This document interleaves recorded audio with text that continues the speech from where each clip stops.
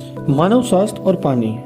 हम सभी भली भांति जानते हैं कि पेयजल के स्रोत हमारे पास बहुत कम हैं, फिर भी हम उसका दोहन करते जा रहे हैं और ये दोहन इसी तरह चलता रहा तो हमारे सभी के समक्ष पेयजल संकट एक विकराल रूप में प्रकट होगा। हमारे उपयोग का जल हमें नदियों, झीलों या भूमिगत स्रोत से आता है।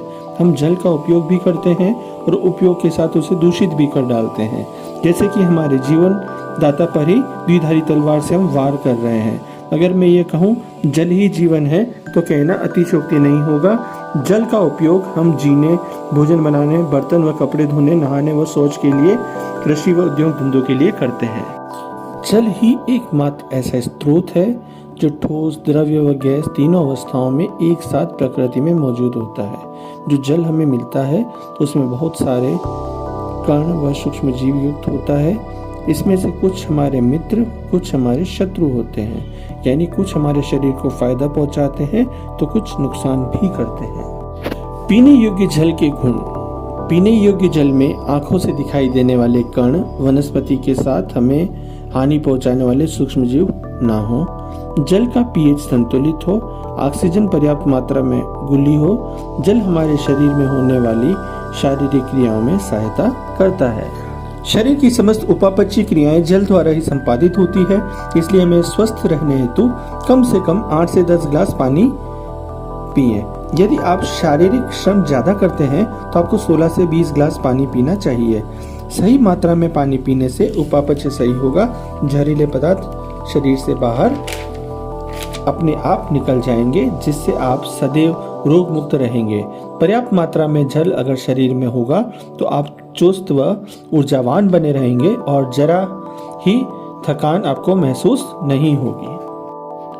पानी बराबर पीने से शरीर में रेशों की मात्रा पर्याप्त बनी रहती है, जिससे शरीर की रोग प्रतिरोधक क्षमता बढ़ती है और बीमारियां होने के खतरे से हम बच जाते हैं।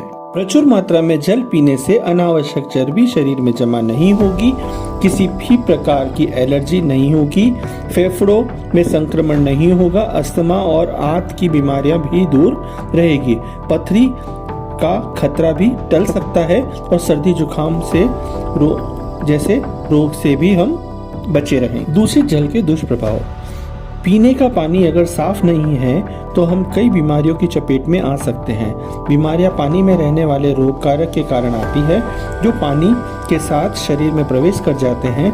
इनमें विषाणु, जीवाणु, प्रोटोजोआ, कृमि प्रमुख हैं। इनसे आप हैजा, पेचिस जैसी बीमारियों के शिकार बन जाते हैं। गंदे पानी से बहुत प्रकार की संक्रामक बीमारियां हो सकती है, इसी से वायरल संक्रमण भी हो जाता है। इसके कारण हेपेटाइटिस, फ्लू, कोलेरा, टाइफाइड और पीलिया भी हो सकता है। एक समय में राजस्थान में बहुत बड़ी समस्या थी। इसका रोगाणु ड्रैगनकुलस मेडिनेसिस कृमि होता है। इसकी मादा अपने अंडे सदैव परपोषी मनुष्य के शरीर के बाहर जल में देती है। ऐसे दूषित जल जिसमें अंडे हों का सेवन करने से यह रोग हजारों लोगों में फैलता है। सन 2000 के बाद इसका कोई रोगी नहीं पाया गया। नारू उन्मूलन कार्यक्रम सफल रहा, फिर भी इससे बचने के लिए जल को उबालकर, छानकर और ढककर के पीना चाहिए। नदी, तालाब इत्यादि में नहाना और कपड़े धोने, मवेशियों को नहलाने इत्यादि पर प्रतिबंध लगाने चाहिए।